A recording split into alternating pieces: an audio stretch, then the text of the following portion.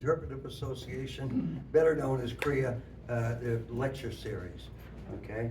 And my name's Ernie O'Toole. I've been a volunteer for CREA for about 10 years, a little over 10 years. And for those of you that are not familiar, does everybody know about CREA, by the way? Or do I have to go through that? I'll just go with, we're a 501c3 nonprofit, and we are in partnership running the Chimney Rock National Monument with the United States Forest Service. We do the special programs over there and run the gift shop. We do not get any money from the government. Our operating funds come from your tour fees over there, program fees, gift shop sales, grants, donations, etc. Okay, and the CREA Lecture Series, it is a free program offered to our volunteers and the general public. The lectures focus on some aspect of Chimney Rock National Monument, its archaeology, history, the Chaco culture, Pueblo people, and Native Americans. And although they're free, they don't come without costs. So I just want to bring you to attention. We've got this big, beautiful donation box back there. And beside it, there are some MLS stickers, and there's a handout there about the fundraiser we're going to have, I guess, September 11th at the Liberty Theater. Anna Safer is coming in, and she's got a new film. And there's going to be a bar there, and she's going to give a talk, and we'll show the movie. I think the tickets are $35 for an individual, 50 for a couple. Oh. And the other thing I wanted to mention, Sue Fisher, one of our volunteers, has recently written a book on Chimney Rock, kind of a history of Chimney Rock, along with Howard Rowe, our photographer, and there are some for sale over there. Anybody's interested in that. I do want to thank LPEA for, they have given us a grant to help put on these, and also many thanks to the Methodist Church here. And if you guys can remember next time, they do accept donations for their pantry, food pantry while we have in these lectures. So something to keep in mind. Okay. Tonight's lecture, the Chaco Culture, its influence, outliers, and decline, is the second in the series of what we've dubbed the Chaco Phenomenon. All right. And if you missed last week's lecture, it was on Chaco Canyon by G.B. Cornucopia. Chaco Canyon, its origins, people, and history. And we did record it. And that recording, it's not up yet, but that recording plus all the previous lectures that we've had have been recorded. And you can go and Chimney Rock Interpretive Association has a YouTube channel. You could go to our website and look them and stream them, and also you can get them on our Facebook page. Yeah, the third, we're going to have the third in this series of Chaco Canyon next week. It's going to be Chimney Rock Great House and the Chaco Regional System. That'll be held next Friday, the 29th, same time, same place.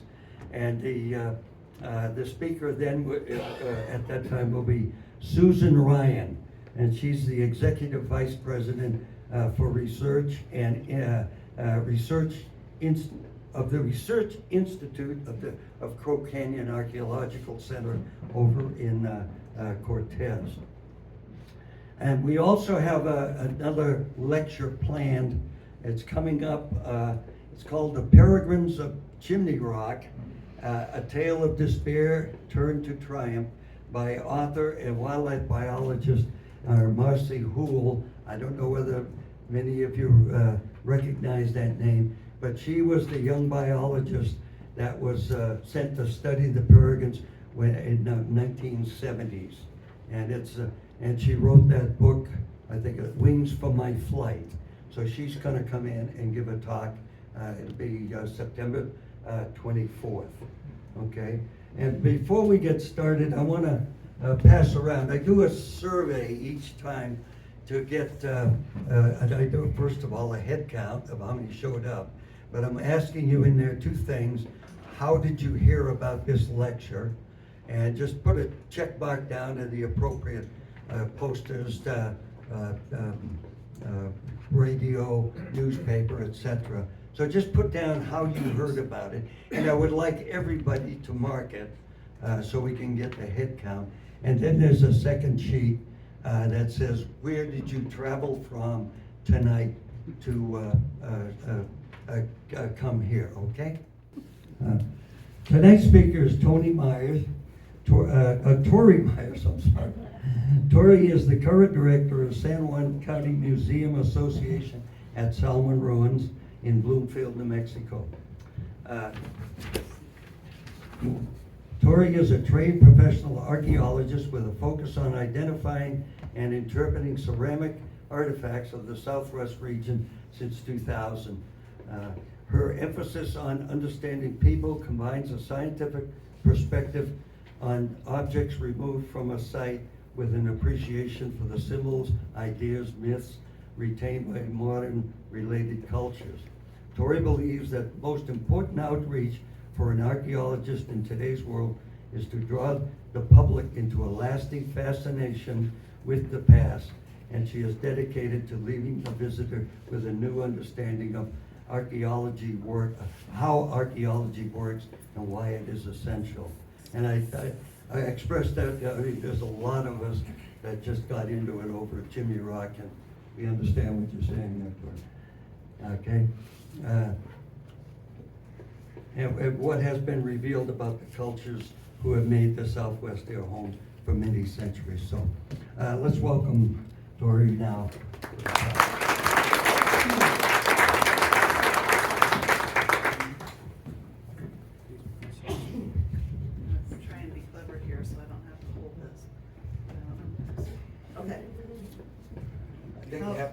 It has to be up here, doesn't it? Yeah. Yes. That was worth a try.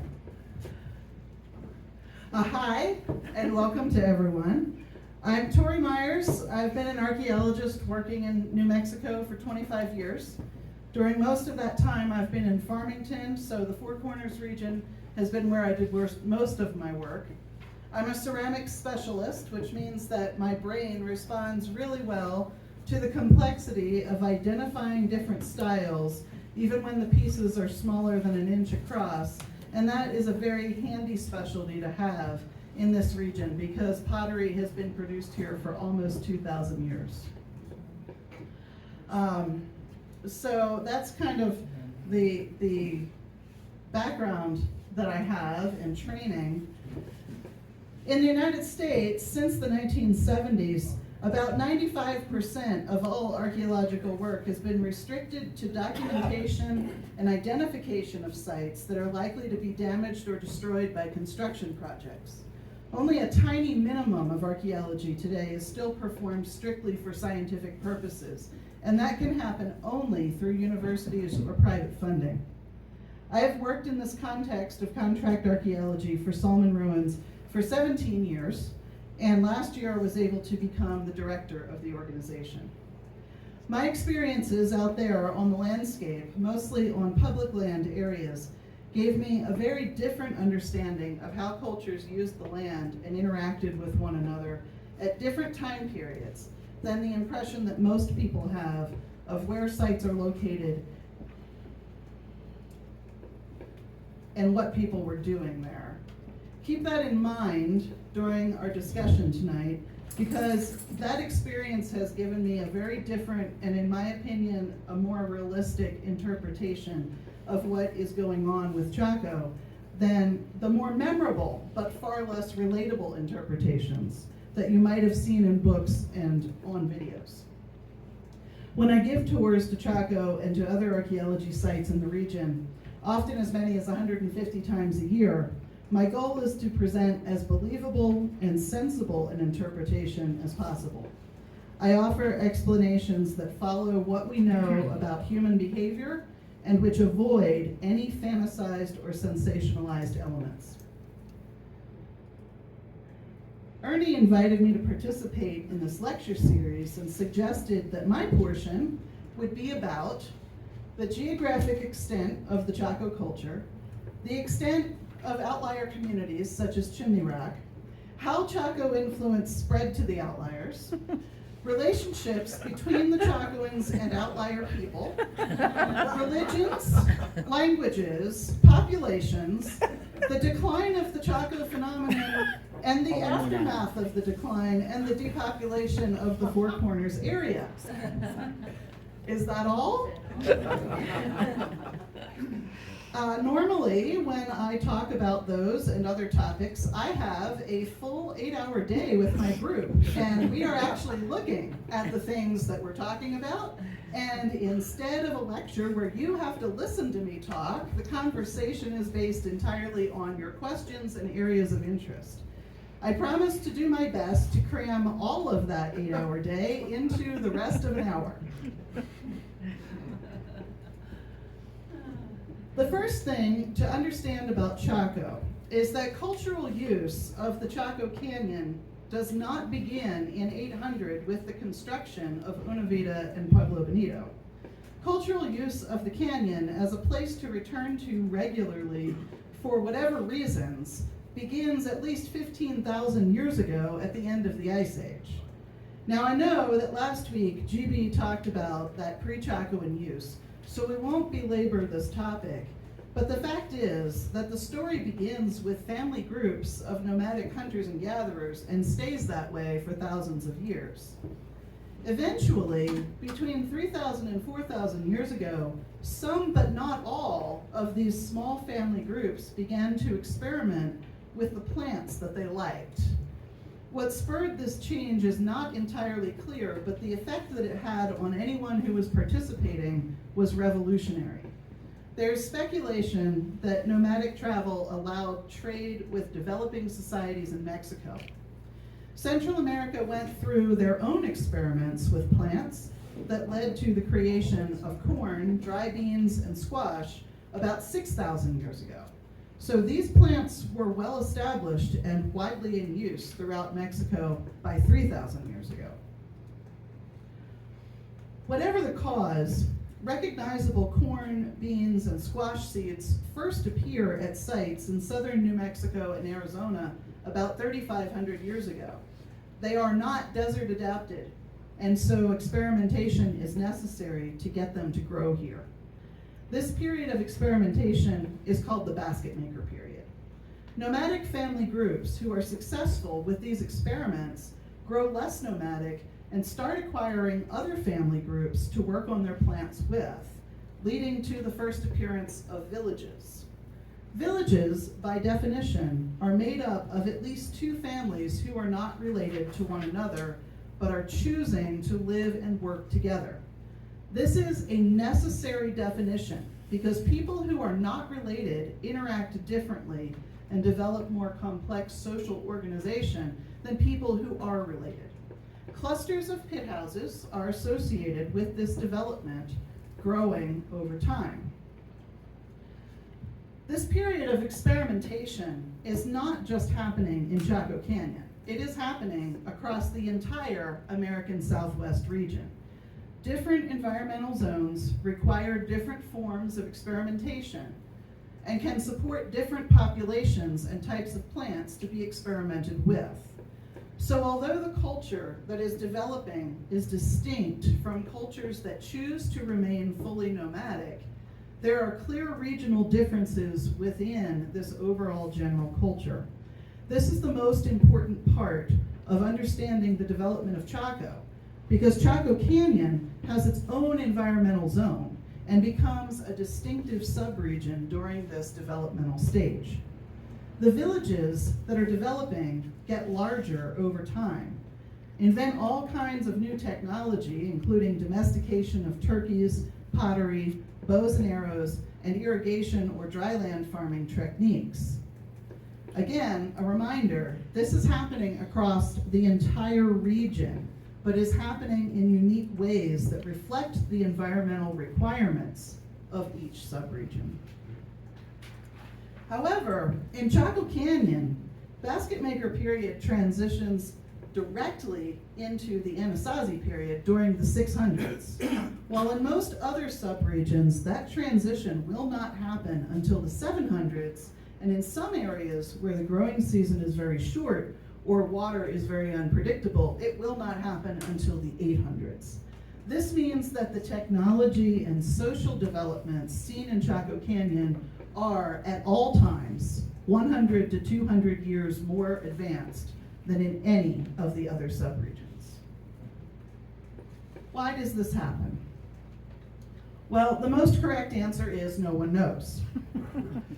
We can see that construction of both agricultural and habitation structures begin earlier, and we can see that the volume of stored food and other supplies is larger at an earlier time period. Unfortunately, that is one of the greatest frustrations about how archaeology works. Questions like why address non-physical attributes of a culture, and so we have to guess at them based on evidence and comparisons. Without the benefit of writing, non-physical components of culture can never be fully understood. More likely, the answer is in the unique environment of this tiny 9-mile canyon where some family groups were lucky enough to be at the right time. Chaco Canyon has a river, but it's not a normal river, it's a spring-fed river. Spring-fed rivers come from an underground reservoir and are pushed to the surface by volcanic pressure. Usually they are small and only create ponds, but they can be reliable year-round as water sources. Hot springs locations are an example of what that can look like, although the water is not always hot or mineralized. Occasionally, the underground reservoir is big enough that the spring overflows and creates a shallow, slow-moving river. This is the case in Chaco Canyon. At the end of the Ice Age, remember I said that was going to be important later on, as the glaciers were melting, it created an incredibly high water table across all of the western states. This water table, some of it trapped in underground reservoirs, remained relatively stable until the 1900s when American populations exploded and major construction projects permanently changed the natural drainage patterns for water. Over the last 150 years, nearly all of the natural springs and seasonal waterways that existed in the past have dried up. Most have turned into severe entrenched drainages that perpetuate flash flood erosion, turning livable environments of the past into places that look today as though they never had water at all. But during those years of experimentation for the basket maker villages that were located in Chaco Canyon, they had a year-round water source, which they learned to control as part of their technology. The Chaco River is the only river through the Southwest that could be controlled and manipulated by human activity, and only because it is a spring-fed river lacking erosion strength. By the time the basket makers in the canyon developed into the Chacoans, they had built check dams at half-mile intervals along the entire canyon, effectively creating bridges as well as complex irrigation systems. In my opinion, this is what allowed them to become successful farmers so much more quickly and to develop their own technologies so much more quickly compared to their non-Chacoan neighbors. Other subregions had rivers, and other subgroups of the overall culture developed irrigation techniques, but none of those rivers could be controlled year-round by human hands. This would have made visitors to the canyon perceive the people who lived there as powerful and as the source for help and advice, possibly even before the 800s. What makes the 800s so important? Well, that is when both Pueblo Bonito and Una Vida, the site behind the visitor center, are being built, concurrently, as it turns out. Between the 600s and the 800s, Having figured out their water and irrigation technology to the extent that they felt confident in their abilities to produce enough food to feed their population, the Chacoans began to build permanent house structures and villages. Basket maker pit houses are technically permanent houses, but they are still being used seasonally to accommodate seasonal movement.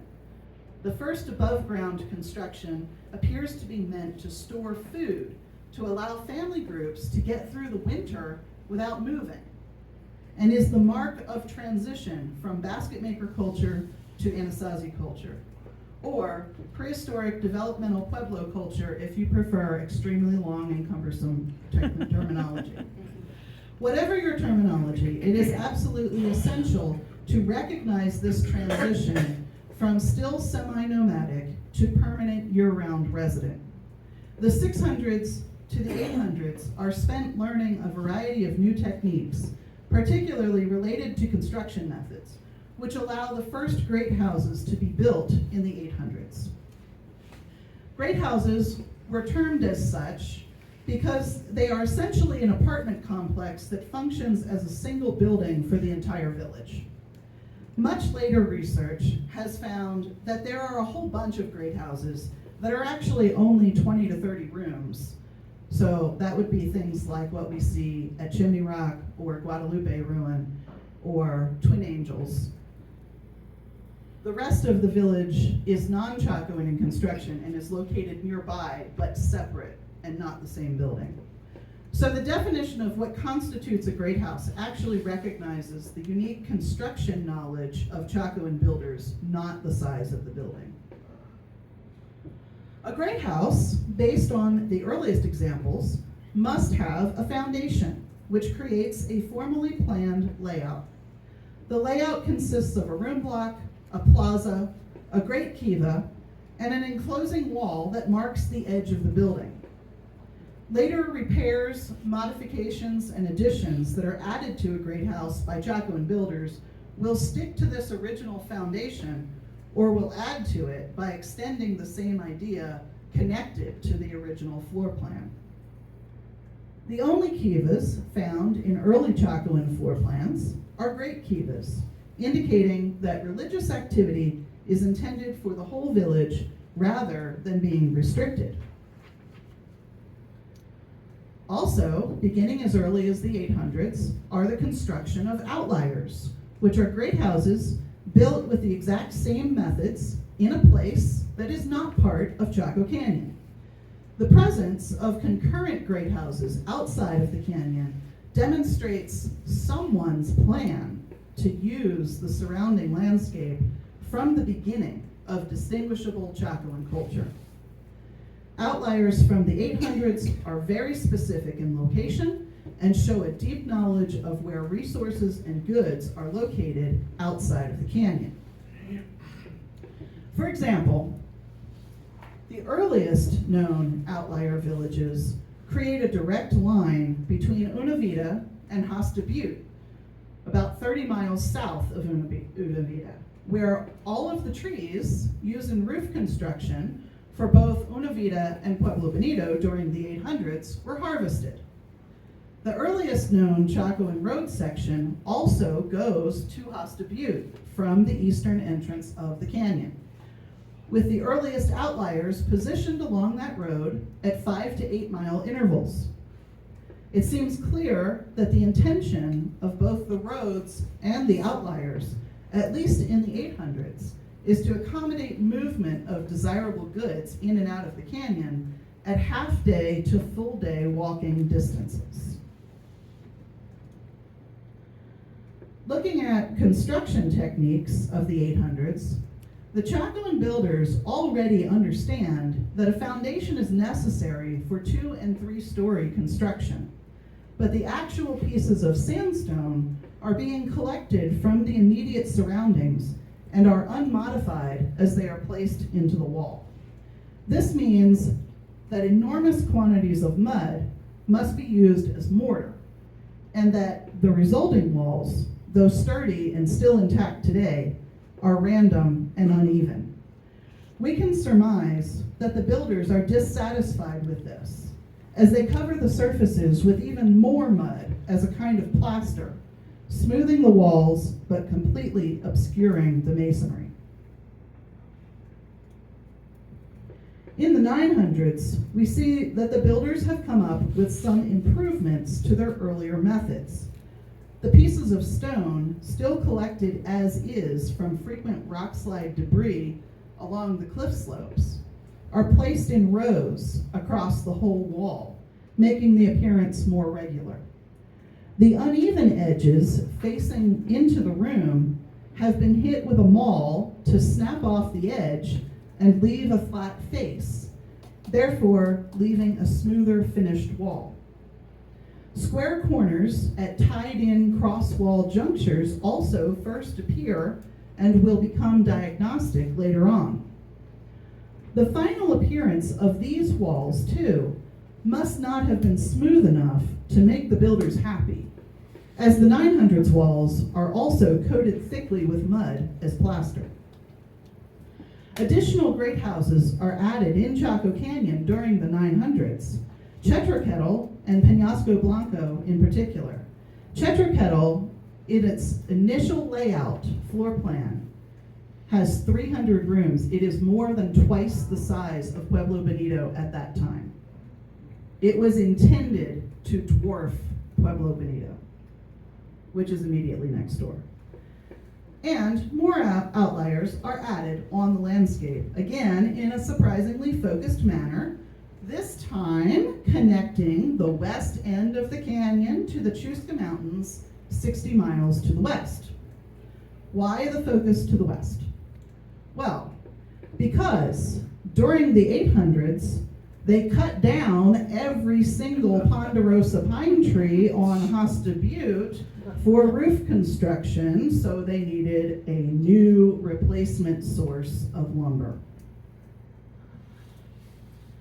The Chusca Mountains have lots of ponderosa, as well as Douglas fir, but are much further away, and across some pretty inhospitable territory, too. Outliers are spaced 5 to 15 miles apart from one another, and again, many appear to be connected to each other by Chacoan road sections. All of these areas surrounding the canyon and distant from the canyon are already heavily populated by people who developed different approaches to agriculture than what happened in Chaco Canyon, and therefore developed different cultural tendencies and practices. These groups are all far more similar to one another than they are to any tribe who is still a nomadic family group, way out in the Great Plains or in the northern half of Utah and Colorado. So we researchers see them as variations of a single generalized culture. Their unique regional differences, however, allow us to see when they interact with one another. The Chacoans are going into some of these already populated areas to build outlier villages. As the Chacoans continue to develop into the 1000s, it appears that both knowledge as well as population has expanded to a point that tasks have become specialized, allowing progress to be very rapid and very sophisticated. Hungopavi, Casa Rinconada, and big additions to Pueblo Bonito take place at this time. Construction techniques have gone from only breaking off the uneven face in each room to fully shaping each and every piece of sandstone into a precisely shaped rectangular block before placing it in the wall. The mud required for mortar to hold these blocks together has been reduced by as much as 90% compared to earlier masonry styles.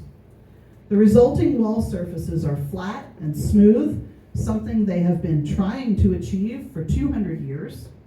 Pieces are chosen to fit so tightly together that repairs are no longer a constant necessity, as they would have been in the earlier times. Chinking stones are used to balance imperfect blocks or to straighten rows. And square corners have not just become the normal practice, but are now applied also to ventilation holes and doorways. Why change in this way? What I see when I look at these walls is a direct response to the beginning of the first Great Drought, which begins sometime between 995 and 1000. By shaping each stone to have flat surfaces and fitting them together as precisely as possible, the builders are conserving water by not wasting it on mud for mortar and surface plaster. The first Great Drought is the first in a natural cycle of long-stage droughts that affect the entire western United States from 1000 through 1350. It lasts for 75 years and is utterly devastating to these prehistoric farmers who have become fully dependent on farming during the previous 1500 years in an environment that is marginal for farming at the best of times. It should be no surprise to any logical person that the first Great Drought sets a standard for abandonment of villages in unsustainable locations, for frequent, widespread movement of families in unpredictable directions, and for widespread desperation that can sometimes cause people to look to their more successful and more technologically advanced neighbors for advice or support. There is an explosion in the number of outlier villages added across the landscape during the 1000s, and they are no longer related to movement of goods in obvious ways. Lots of us have made suggestions about why they are placed where they are placed, but I would offer that some of them are placed to create a half-day or full day's walk rest station. These would be safe, predictable locations where long-distance travelers could expect to find shelter, food, and water, presumably in return for sharing news, storytelling, and entertainment, or trade of small items such as jewelry and tools. Other outliers appear to be intentionally placed along major water sources, such as the San Juan River, that's Salmon Ruins, and a whole bunch of others, or the Animas River, that's Aztec ruins, and a whole bunch of others, perhaps as safeguards against drought. These, due to their proximity to water, are often only a mile or so apart and include sites such as Salmon Ruins or the Toni site. They are also clear efforts to extend into areas dominated by non-Chaco and Anasazi people, including the northern San Juan or Mesa Verde region and the San Juan Mountain region, which includes Chimney Rock. Many of these outliers aren't necessarily along water sources, but appear to be chosen to take advantage of some unique landform or alignment, many of them far less spectacular than the lunar standstill overlook from Chimney Rock Great House. Interestingly, if the people living and working in the outliers really are the non-Chacoans who are trying to join the Chacoan branch or derive benefits from being associated with the Chacoan branch, there seems to be far less interest the further away from the canyon we get. Perhaps this implies unpleasant or burdensome obligations that are placed on people who live and work in an outlier community. Or perhaps it implies that people who are further away feel that their own leadership and developments are sufficient for their needs and that they don't need the Chacoans to survive.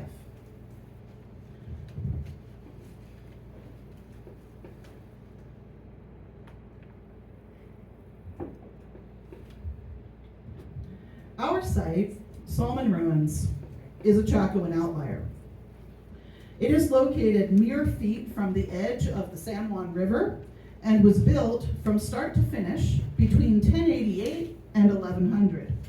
There are no sandstone sources nearby, So workers had to walk 7 miles down the San Juan River to the east to quarry sandstone, process it into blocks, and carry it back to their preferred location. There is strong evidence that a cluster of 4 rooms was built from 1068 to 1072, and we believe that these rooms were used to identify and perfect the alignments that the builders wanted to create as part of the floor plan foundations before the dedicated construction began in 1088. With the back wall construction coinciding with a minor lunar standstill of 1094.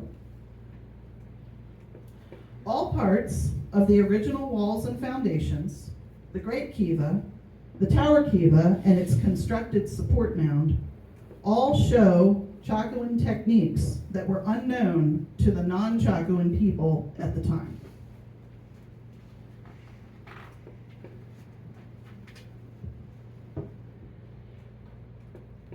However, occupants began renovating and modifying their building by 1100, using the non-Chacoan standards for construction that are found in the surrounding area, namely thick mud mortar and river cobbles with no indication of an understanding of weight distribution, foundations, symmetrical measurements, or other details.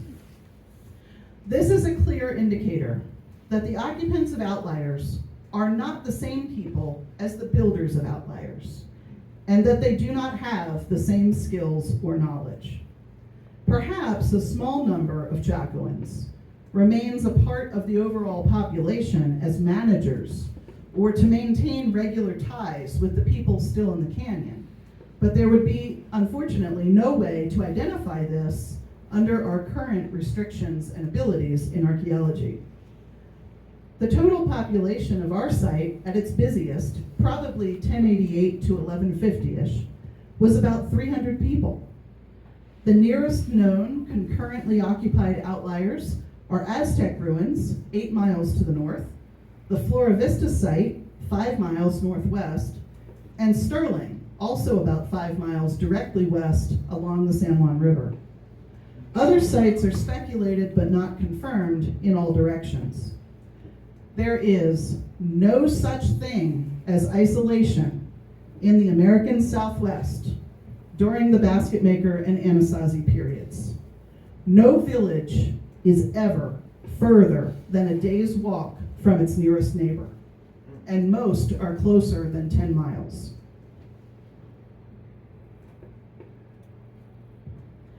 By the 1000s, many of the non-Chacoan regional subgroups had started to catch up in terms of adaptation to their environment, invention of new methods of doing things, and identifying goods and resources that they could export to other regional subgroups as trade items. The devastating effects of the first great drought likely held many of these developments back from progressing as they would have. Droughts cause starvation. Starvation causes movement. Movement causes competition for resources.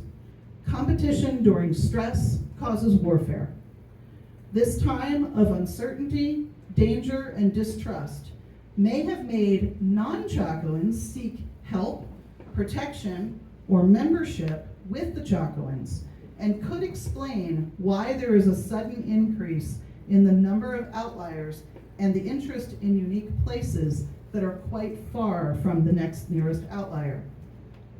It is important to note, however, that although the next Chacoan village may be more than 15 miles away, small non-Chacoan villages of that region are found in between. So those villages are still not in any way isolated. The first great drought ends by 1075, and the entire Southwest returns to a more predictable and functional rainfall pattern for a few years. Before 1100, however, the second great drought begins. Villages have not had enough time to store up food and supplies for another 50 to 60 year drought So it doesn't take long for them to return to the same problems of starvation, movement, competition, and warfare. The perception, whether it's true or not, is irrelevant.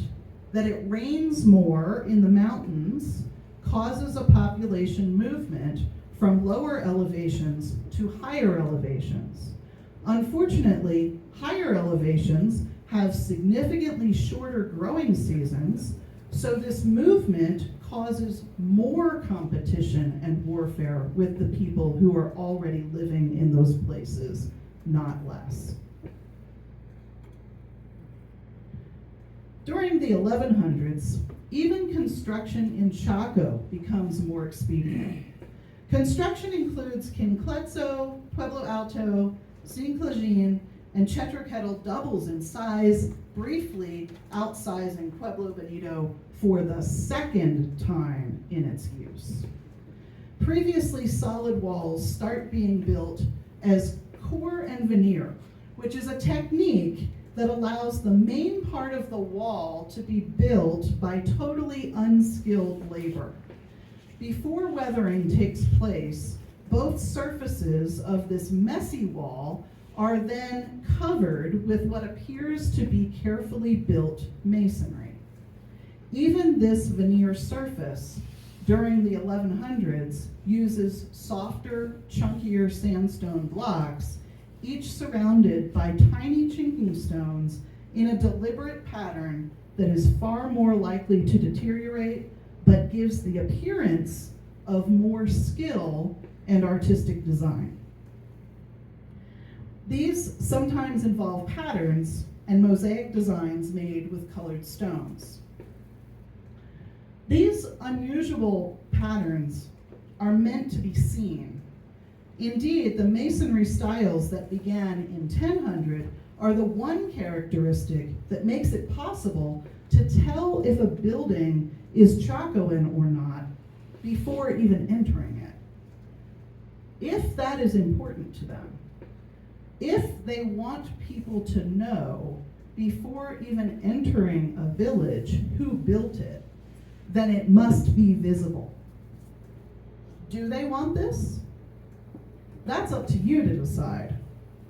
I can tell you that there is no place, culture, or time period in the world where something unique and distinctive is created deliberately involving this much labor and then covered up so that nobody can see it. Unless there's a really, really good reason. Perhaps later people who lived in the same village want their neighbors for some reason to not associate them with Chaco, and they're the ones covering it. Perhaps it was done for whatever purpose during one of those times between droughts where water is plentiful and they can afford to waste large quantities of water on creating mud plaster. Interestingly, although we see numerous outliers built on the Chusca Mountains and between the west end of the canyon and the Chusca Mountains, there are few, if any, sites that can be confirmed as Chacoan outliers further west than the Chusca Mountains. The Chusca Mountains runs along the border between Arizona and New Mexico, so that means that there are essentially no known or accepted Chacoan outliers yet. Probably some of that has to do with the lack of excavation, but if there's any there, there's not very many of them. Non-Chacoan villages in most of Arizona and Utah are either undesirable to the Chacoan leadership as resource areas, or the non-Chacoans are uninterested and unwilling to follow whatever rules or arrangement is necessary to become a Chacoan outlier. There are, however, a number of sites in Arizona and Utah which appear to attempt to copy Chacoan masonry styles of the 1100s and 1200s without any awareness of organized floor plans and foundations to support them. This difference between what is actually Chacoan and what is emulation or approximation of Chacoan is quite interesting. Is it possible to surmise that some villages who have visited Chaco Canyon or one of its outliers are attempting to replicate the appearance of Chacoan masonry styles for some reason? If so, why? Perhaps they believe that tricking their own visitors and trade partners will give them an advantage in obtaining rare or valuable items. Perhaps they believe that potential attackers will avoid them if they think that they are an outlier. There are other ideas as well, but no way to know if any are correct. Copying Chacoan style is, however, a deliberate choice, so there is a reason behind it. Generally speaking, though, Chacoan outliers can be found within a zone of about 150 miles from the canyon and become fewer and further between the farther away you go. There are fewer outliers to the south as the landscape becomes less sustainable, and fewer to the west, as we talked about. In between every single outlier are non-Chacoan villages used by the populations who developed from basket maker pit houses into farming communities in that region. During the 1100s, outliers continued to be added in the surrounding landscape, but some earlier villages have become unsustainable, and their populations scattered towards whatever region or village strikes them as a better place to live. This begins to happen both in Chacoan and in non-Chacoan villages, particularly those without their own water source or other factors that increase difficulty. The movement of people is another area that deserves some consideration. The American Southwest is a desert environment. It is extremely difficult to use for successful agriculture during the best of times, which is why the lifestyle of nomadic hunters and gatherers such as the Navajo and Apache coming down from Canada in the 1400s is far easier to accomplish. Large groups of people cannot travel across this landscape in a group and expect to survive more than a few days. The resources are simply unable to support it. When we talk about a village being abandoned, we are not suggesting that groups of 200 to 300 people or more are successfully wandering across the desert in a group and miraculously finding sufficient food and water until they find a better place to establish a new village. If they did that, they would all die in a matter of days. Abandonment is slow and takes place by attrition. Individual family groups become frustrated with the leadership or the effects of rationing food and water and leave in search of a place that someone told them is better, or in the hope that they can produce enough food to feed just their family rather than trying to feed an entire village population until conditions improve. When they leave, they can go in any direction that they believe is right, and they can continue traveling for whatever distance that they believe is necessary. There is no way to follow this kind of behavior with archaeology. We can tell you when a site is in use, and we can tell you when no one is there keeping it maintained and generating trash. We can even tell you when populations fluctuate from big to small and back to big periodically. But we can never identify who has left and where that particular individual or family went.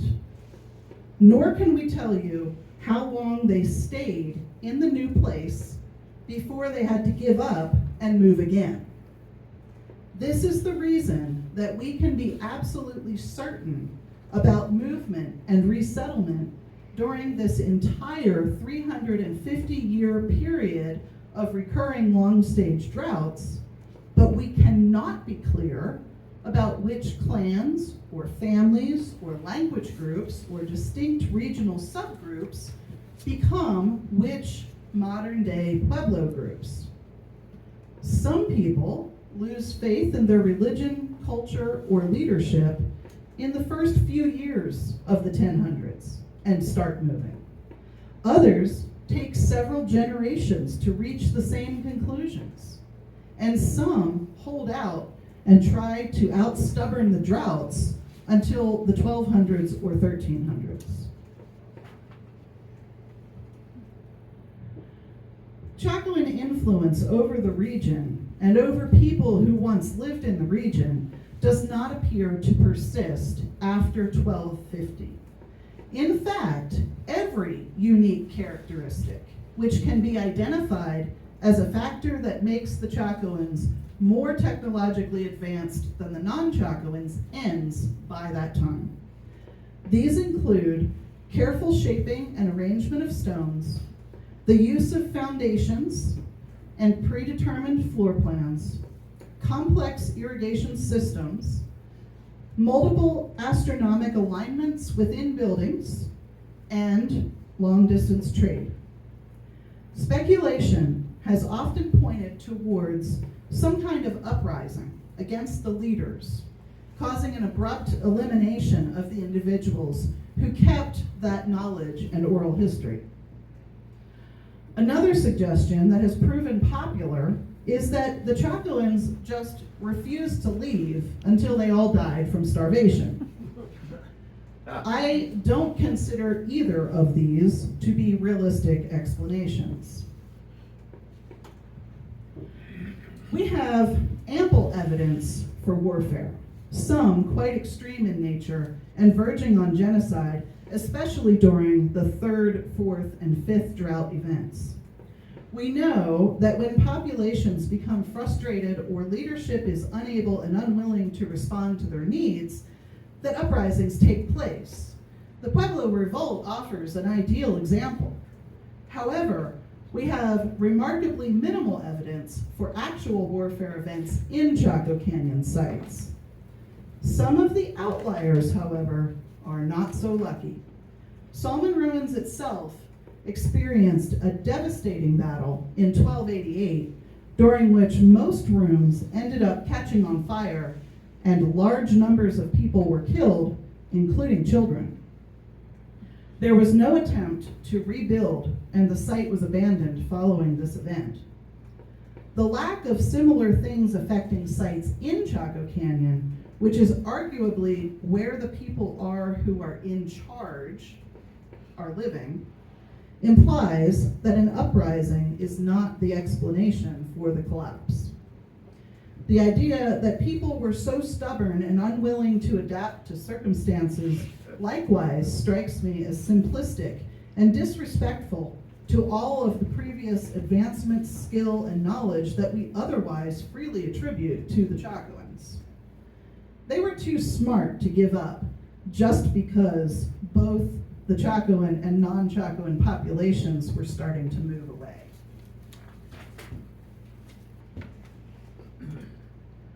Instead, what I think is more realistic and believable is that each village attempted to become more and more self-sufficient. At some point, so many families had left each village no longer had their own pottery maker or sandal weaver, or were down to only 2 families who were attempting to grow all the crops for everyone. The solution should have been to trade with their neighbors for what they could no longer produce. But because this was happening in every village, trade was becoming harder, more distant, or unpredictable. And travel to make trade happen was becoming more dangerous. I believe that once a village lost the ability to be self-sufficient, and all of the closest villages who they used to trade with had already been emptied or were no longer friendly towards outsiders, the remaining families also had to leave. They left not because they wanted to, but because survival demanded it.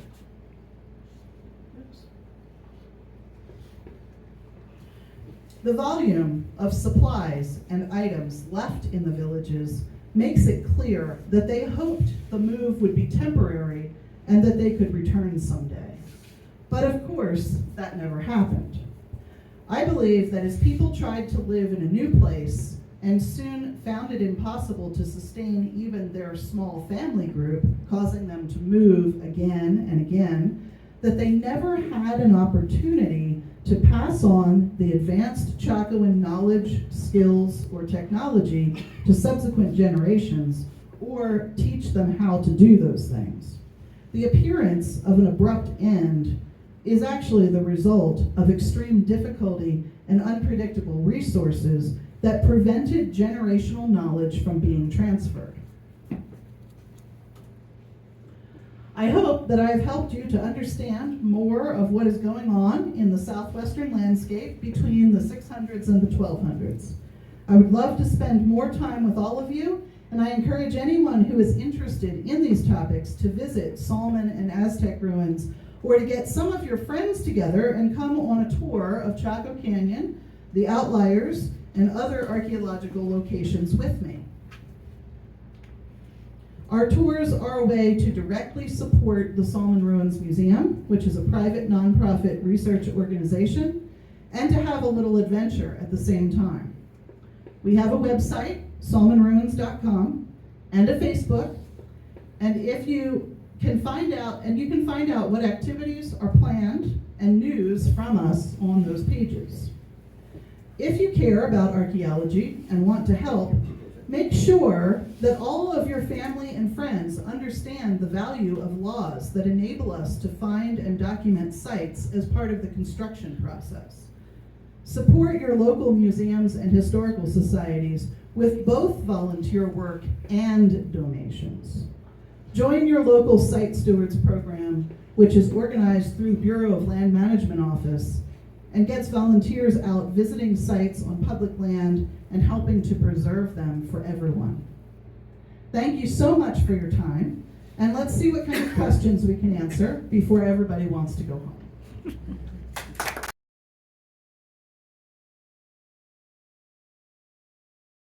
Anybody have any questions? There's one. How many people lived in like an outlier? Our outlier is considered very large. We had about 300 people at our height of population. Aztec is actually bigger than we are by a few hundred rooms, probably up to about 500 people, but for a shorter span of time.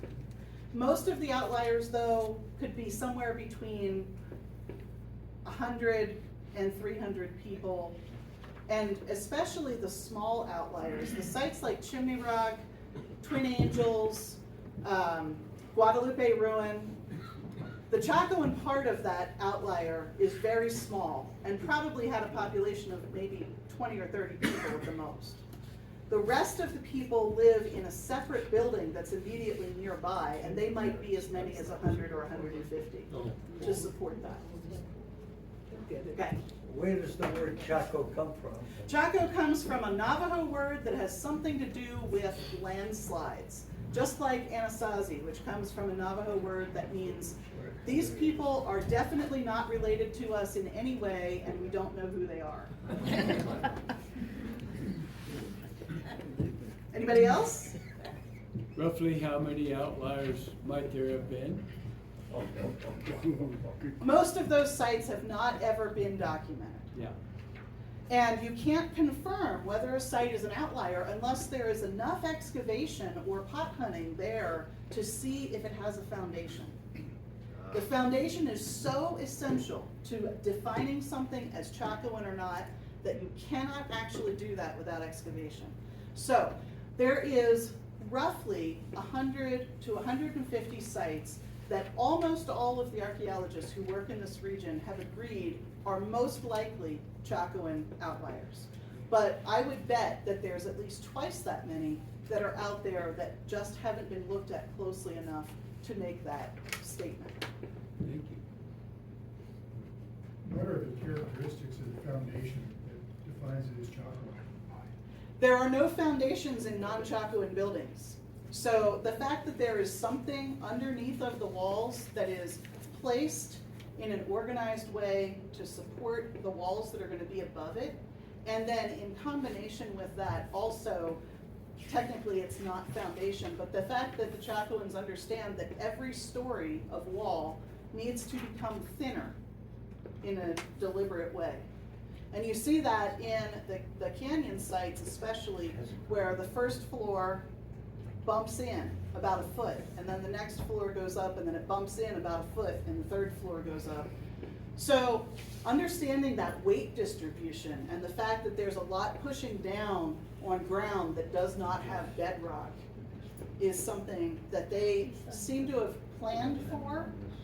The foundation also gives you a floor plan of the entire site. The foundation is built first and becomes invisible once the first floor is constructed. Okay, go ahead. Well, you said there were, all throughout intermingled, Chacoan and non-Chacoan. Right. Okay, now what is that? Is that just distinguished, is it the architecture? I mean, were they different peoples? If the Ethnically? site has not been excavated, the only way to tell that it looks Chacoan or looks non-Chacoan would be the architecture. But if there's been excavation, you might also get trade items that you never see at non-Chacoan sites, or that you only see in large quantities in Chacoan sites. There might be things that indicate formalized irrigation systems versus just sort of sporadic as-is irrigation systems, things like that.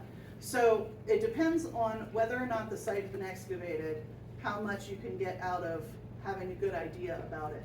But sites that are on the landscape that are large enough for only 2 or 3 families to live in, that are found in between these other sites, often have ceramics that are from the same time period. So those were occupied at the same time, but they were definitely not built by Chacoan architects. They don't have any kind of masonry, they don't have any shaped stones, they don't have any of those other characteristics.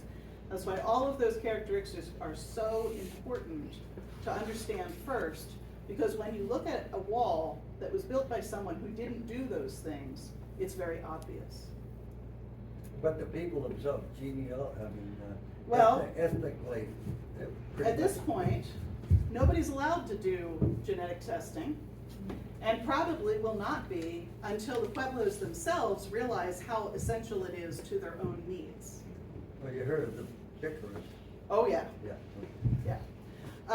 When people have done genetic studies, they have caused more problems than discoveries for all the rest of us. That's why we say that there is one cultural group that is the ancestors of all of the Pueblos, but that group is divided into easily definable regional subgroups. They all exist at the same time. They all know about one another. They all trade with one another. They very, very likely have different languages or dialects of languages in those regions, because in the 20 Pueblos that still exist, there are still 5 languages today. And that is not something that would have happened because of historic times. That is something that had to exist before the Spanish came in and disrupted everything. Okay.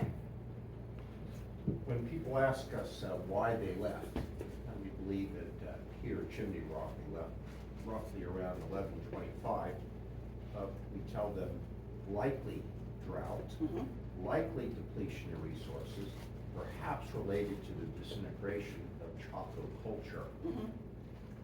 I think those are all somewhat credible. What could you add to that? I would say that when you understand that every village has other villages that are half a day walk away, those people are your friends.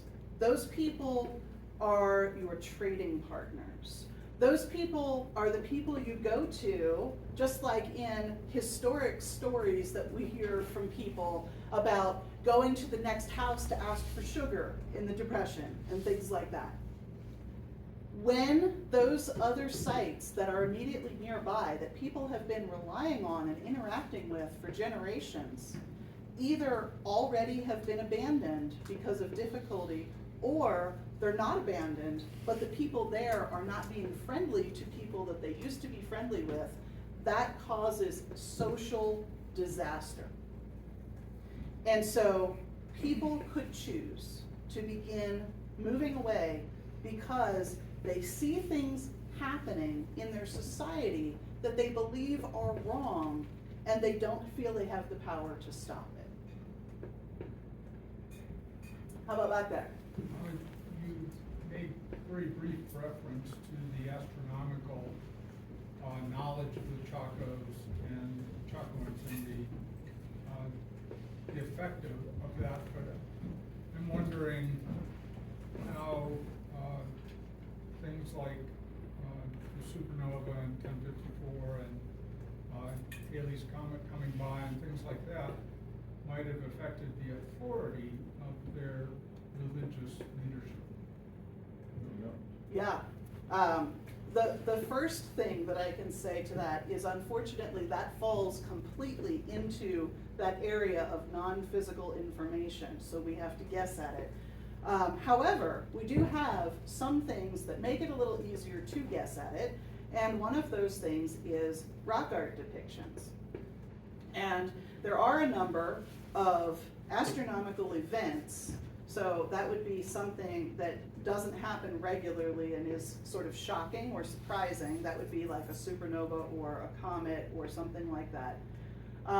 There are depictions in quite a few places, not all of them related to Chaco, of rock art figures that sort of look like this and then have something up in the sky over their head, like as if they're reacting to something unexpected. So, you know, certainly I think that could come into the situation of people forming distrust with their leadership, people feeling like their leadership is not adequately explaining or supporting them in their times of need. Certainly when you look at the reaction to comets and supernova across Europe at the same time period, it was also devastating to those cultures. So One of the other things is that physically the architecture in Chaco and of the outliers has a lot of astronomical significance. The corners, the windows built so that the certain light of the sun at certain points shows on the corner, and these other things, this circular, the spiral petroglyphs with the rocks in front of them. So that should be evidence that they were sophisticated astronomers. absolutely. A lot of that actually is pre-Chacoan. So a lot of that knowledge that is specifically related to solstices and equinoxes and timekeeping in general has to be developed by the basket maker cultures in order to develop into the Chacoans in the first place. Because it is not until you have a calendar that you can create enough food to stay all year round in the same place. Until you get to that point, you have to be seasonally nomadic, no matter how advanced you get in other ways. And so that part of it is very important developmentally. And we do see those also showing up, spirals, alignments, things like that, showing up in other parts of the Southwest. So it's not strictly a Chacoan thing. Other people do figure it out, or they learn it from the Chacoans, or they understand how it works and they see somebody else using it and they make their own version of it back home. But the one that is on Fajada Butte is considered the earliest to exist, and it has to be created sometime between the 400s and the 600s, because by the 600s, the Chacoans are year-round residents. And so it has to happen before that, for that to happen. You had one before. I wanted to ask about pottery. You said something about 2,000 years, and I would think that pottery's been around for longer than that. It hasn't. It hasn't. It has not been. Not in the Southwest. In other parts of the world it has. But in the Southwest, Really? pottery is not invented until people are becoming less nomadic enough that they want to store things and keep it away from rodents and birds, or they want to cook it in a different way. Pottery breaks. Prior to the invention of pottery, all of the functions of storage and carrying and transportation and cooking of food would have happened with baskets and things that don't break as easily. And so pottery is an indication that the people making it have decided that they feel confident that they can stay for long enough to take the time to make it. Yep. Yep. I'm so sorry, I had the wrong time. That was the whole damn lecture. Oh, well, they tell me that they're gonna It's- put it some, you Are know, you gonna put it someplace someplace? eventually. Okay, great. It'll be recorded, and Chimney Rock Interpretive Association has a YouTube channel. All the previous lectures are on there now. This one will be Oh, added yeah. when we So- get it so- edited. Okay, great, yeah, that's what. Yeah, I wanted there's to several say. places. So yeah, my question was, you know, you mentioned about the calendar. So from my understanding, the Mayan and Aztec calendar, at least the Mayan calendar, precedes the Chacoan. Vastly, yeah. So was there not, you know, obviously the Aztecs were very much involved somehow in the Chacoans, right? Toltecs. Let The me, Toltecs, let me okay. put it this way. Uh-huh. If you were a culture that already had developed a form of writing and was using metal regularly for tools and jewelry and had developed cities of tens of thousands of people in their population, what can the people up here possibly have that makes them worth talking to?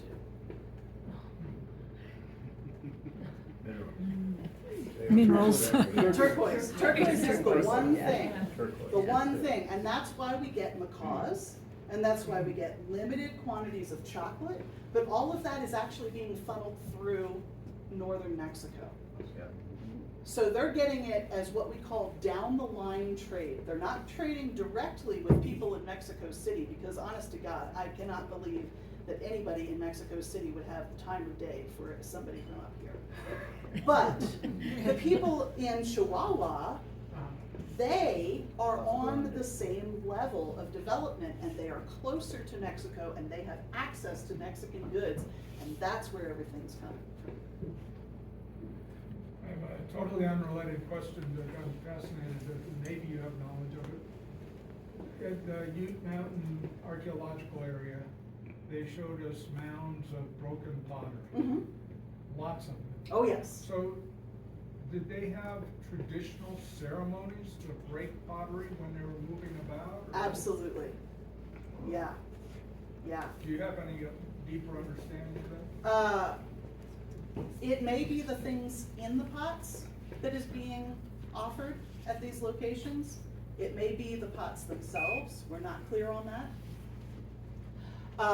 There are certain locations, and they are specifically Badlands overlooks. If it's a volcanic Badlands, like down by Grants at the El Malpais National Monument, or if it's a geological Badlands.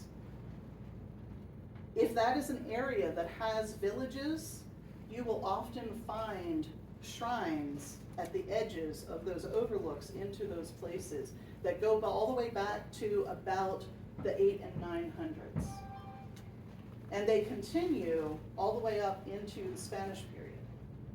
So that is a tradition that is not lost over time, but is perpetuated and possibly still continues. Yeah. Anybody else? All right, well, let's